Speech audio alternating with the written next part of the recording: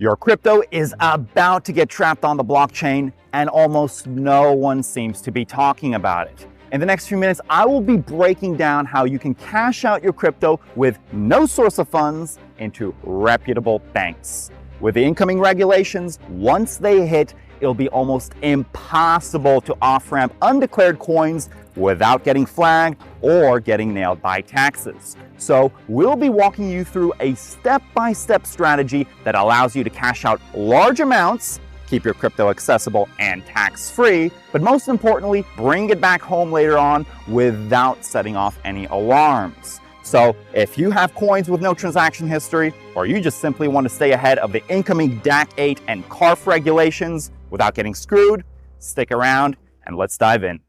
Now, in our last video, we specifically talked about an Estonian company as a vehicle to trade your cryptos tax-free. And in today's case, we'll be using the same example, but building off of it for those who have no source of funds for their cryptos. Why Estonia? Because it's a reputable country that has no taxes on undistributed profits, and that makes it an extremely effective tool when combined with flexible accounting. Again, for the full backstory, you can watch that video after this one, but today we're going to dive deeper into a strategy that allows to sever the chain between you and your crypto while staying tax-free.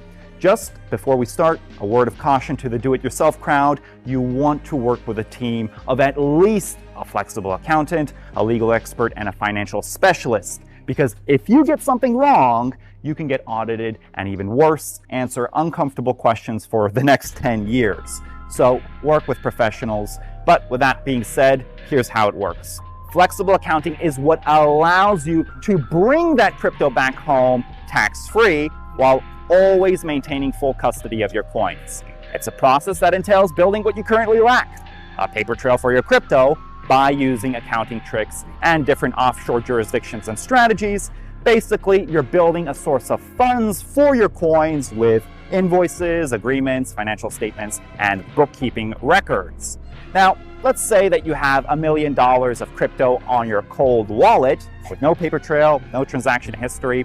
What you can do is you can buy an already established Estonian company, one that's been around, has existing turnover, and an actual accounting history. And there are plenty of them being advertised online in online forums like OCT. In fact, there's one posted right now. But, and this is a very big but, you must be careful. Because when you buy the company stock outright, you're also inheriting all the legal baggage, such as past debts or hidden skeletons, even criminal exposure.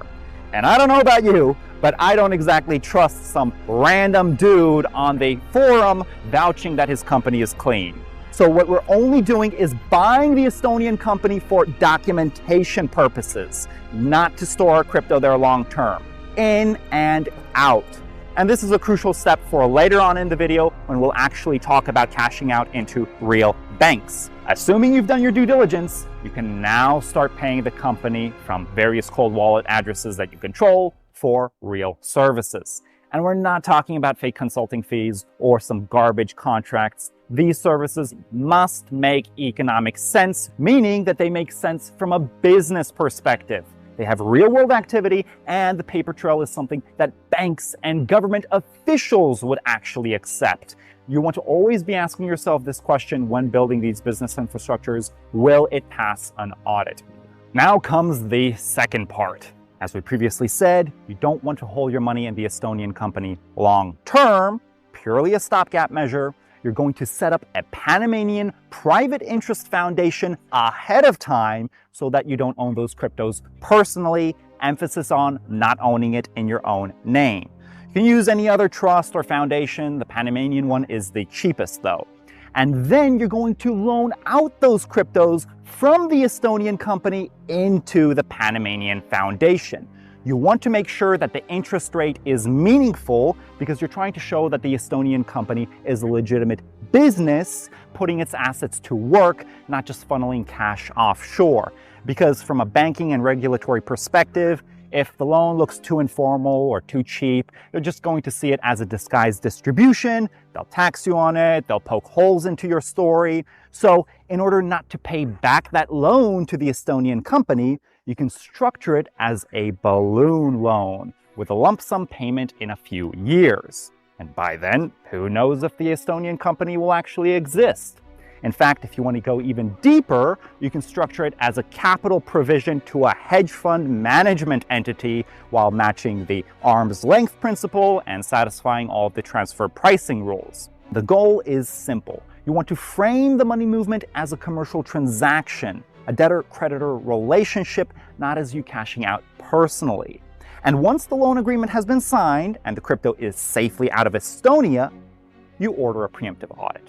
Basically, you're ordering an audit on yourself. And you want to do this before Estonia's tax filing deadline, which is June 30th. And Eastern Europe, they work with a more relaxed approach. So let's just say that a friendly auditor can be easily found. However, let me underline a massive pitfall that you can step into if you do not know what you're doing. Let's say you love the idea, you buy the Estonian company today, it's late April 2025, and then tomorrow from your cold wallet, you'll plow in the million into the company. Blockchain timestamps are public. Now, all of a sudden, you have a transfer that is in late April 2025, but the tax filing is for the year ended December 31st, 2024. There's a mismatch in dates. That's a massive red flag.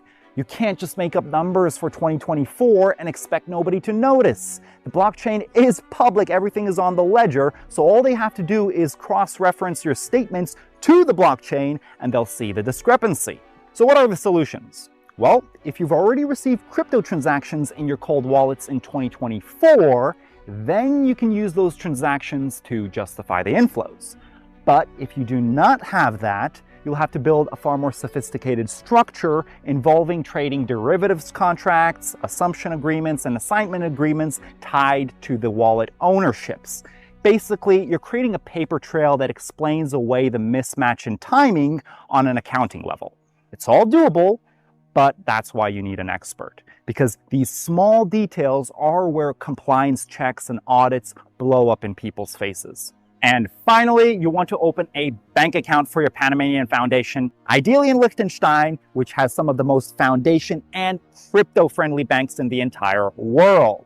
Sure, there are many offshore banks that accept cryptos with far less scrutiny and compliance, but you want to specifically cash out in either Switzerland or Liechtenstein due to their international banking reputation, and here's why. The whole point of you buying and actually spending money on this flexible accounting infrastructure is precisely so that you would have documentation for your cryptos that reputable banks like. You're buying the credibility, not some random offshore bank account that will cause you more headaches down the line. And it's very, very true, though, that Liechtenstein and Swiss banks will ask for larger numbers. The initial deposit is usually around 500,000 to a million Swiss francs. The recurring fees are higher, the scrutiny is going to be larger. If you want cheaper fees and a smoother onboarding process, there's always Xapo Bank, but it's not Swiss, it's not in Liechtenstein. But since you've already built the full structure, the Estonian company, the Panamanian foundation that you do not legally control, the audit trail, just flip the script. Use the bank's tough reputation to your advantage when moving money internationally. Basically, you're trying to enter the banking system at the highest level with your crypto, because once your crypto clears their compliance, it's like a stamp of approval that you can use pretty much anywhere. Now, obviously, the setup is not cheap. It's designed for people who want to bring their crypto gains back home and not leave them stuck in some crypto tax haven with no exit. I gave you a bird's eye view. Obviously, to implement it, it requires a team, more planning based on your needs. But if you do it right, you'll end up with a full offshore structure that is tax neutral, compliant, as well as passing any audits, banking questions, anything that goes your way. Most crypto traders and investors are completely sleeping on DAC8 and CARF reforms, which are set to come into force on January 1st of next year. It's the crypto equivalent of automatic bank reporting like FATCA and CRS, and it's going to change the game forever. because governments, they most likely won't outright ban cryptos. I mean, they don't have to.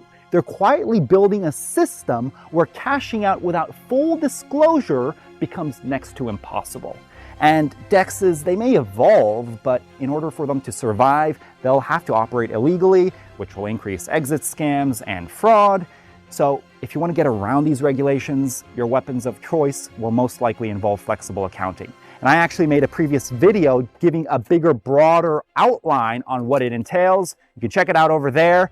But if you want to cash out in reputable banks and avoid these regulations, then this is your best shot. Anyway, that's it for today's presentation, guys. If you enjoy the content, you can comment down below or share it with a friend. But I'll be seeing you in a future presentation.